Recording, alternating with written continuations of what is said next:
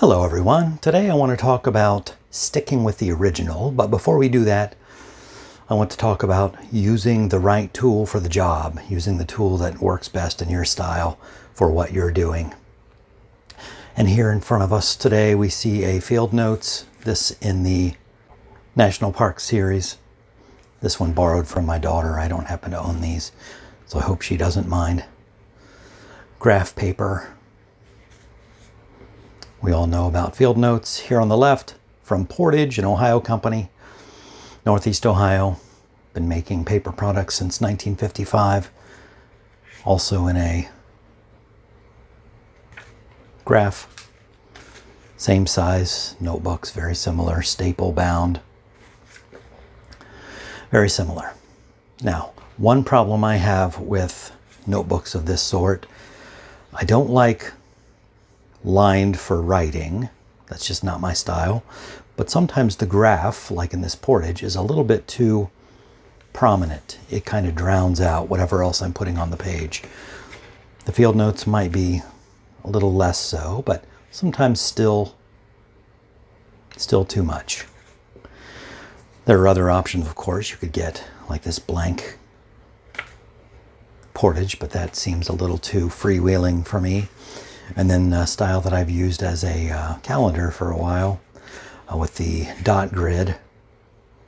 Sometimes, again, just not quite enough structure. Doesn't drown it out like the graph sometimes does. But I did find a notebook recently that you may be interested in, may be best for your purposes, and I think likely is best for mine, that uses a graph, but in a yellow. Look at that. I mean, the border is a little bit overpowering, but I like to keep a margin anyway, so that works for me. And the makers of this notebook were kind enough to make it a faint yellow. So if you're using graphite or blue ballpoint ink, which are my go-tos, or a black ink, it's not going to get lost. It's not going to get confused with the graph pattern that's here. The graph pattern is still very visible, but it's not going to overpower whatever you're writing with graphite or with ballpoint ink or gel ink. So I really like this graph pattern. We'll talk about who made this here in just a moment. But I want to talk about sticking with the original.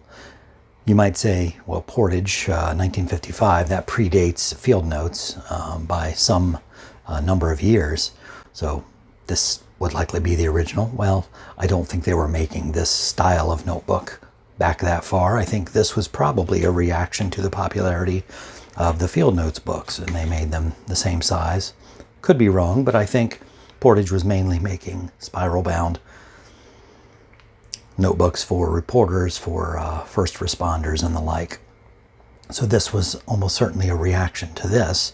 So this would be the original, right? Well, if you go to Field Notes website or read about them on Wikipedia or wherever you go to get your factual information, I mean, if it's on Wikipedia, if you can't trust Wikipedia, who can you trust? We find that Field Notes based their pocket notebooks on a much older style of pocket notebook that was popular among farmers. And so is Field Notes the original? Well, they were copying a style of notebook from yesteryear that were used by people in farming and the trades. And so Field Notes was essentially copying a popular product from yesteryear and bringing it forward to a new market, a new consumer that may find something like this useful. So in this case, Field Notes, not the original. They are copying a prior product. And we see a lot of that in stationery, actually in all products, but if we talk about stationery, I have some really hard news for you, fans of Blackwing. Steinbeck did not use a Palomino Blackwing.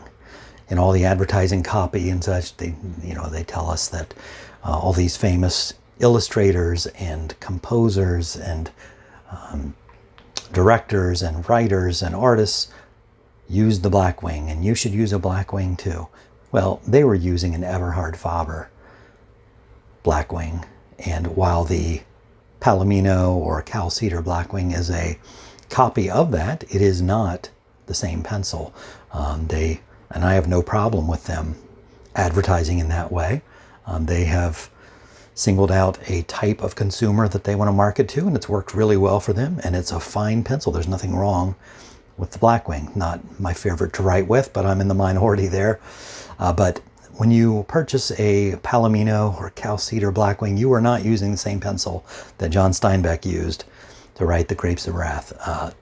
Just not the same pencil.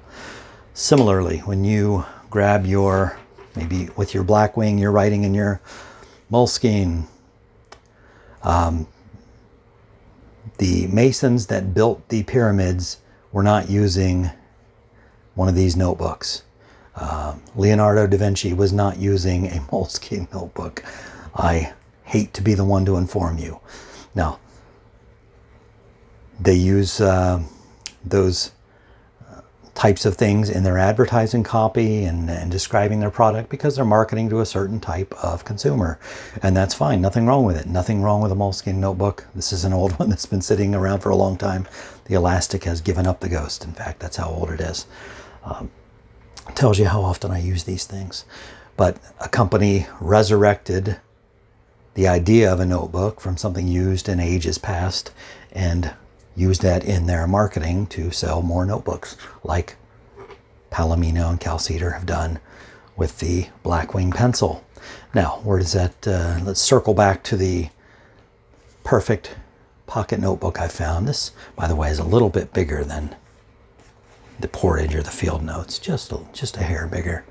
But this, Greenland Seeds, Madison Seed Company, out of, I believe, London, Ohio. Yes, Madison Seed Company of London, Ohio. This little notebook is one of the ones, presumably something of this style, that inspired Field Notes to introduce their pocket-sized notebooks.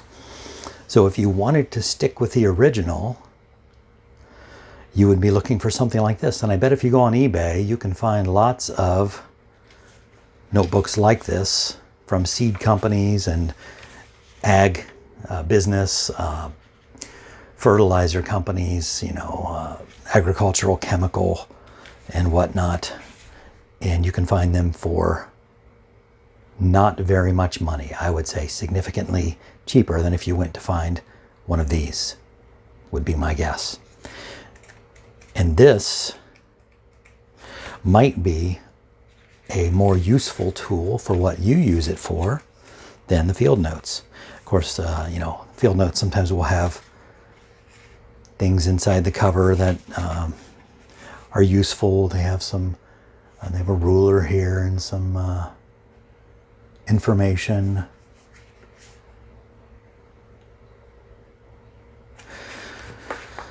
Here we have,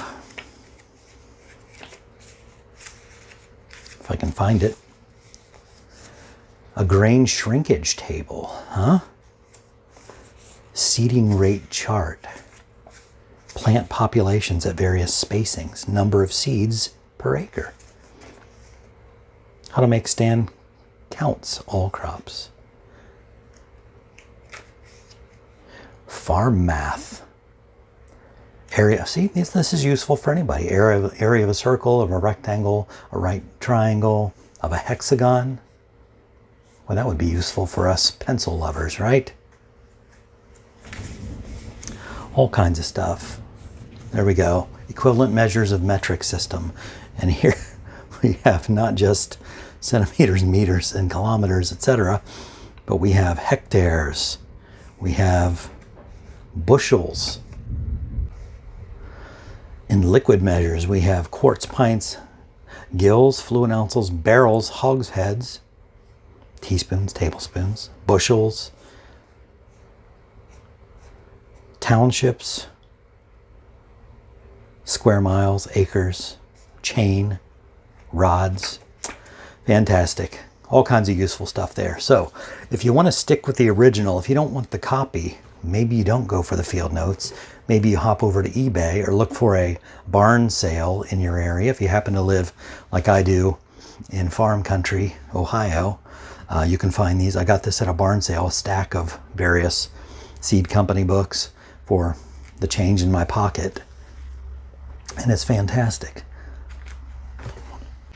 If you were to find or look for an original Eberhard Faber Blackwing, I bet you'd pay more than you would for a few hundred of these that you find on eBay. So sticking with the original when it comes to a Blackwing is going to cost you a lot more than sticking with the original pocket notebook. If you found the notebook that Leonardo da Vinci sketched in, there's some of those still exist, right? If you tried to purchase one of those, I'd bet, even if he didn't write in it, a notebook from that time period, I bet you'd pay more for an original than you would for hundreds of thousands of these little black seed company notebooks. So I guess what I want to leave you with today is just to give some thought to what advertising copy tells us about a product, and what it means to be an original, and what it means to be a copy, and whether those things are important, whether they're important to you when you're spending your hard-earned money. So thanks for watching this kind of different type of video today, and I hope to see you here again next time.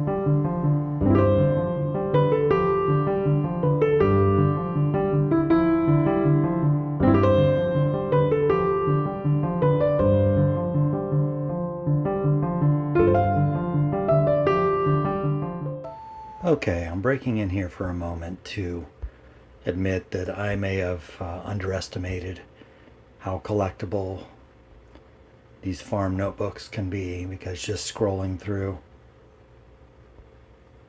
eBay, I see some of them are apparently quite collectible, or at least people expect them to sell for more than I would have guessed. But if you find them at a farm or a barn sale, garage sale, you're going to pay way less than this, at least in my experience.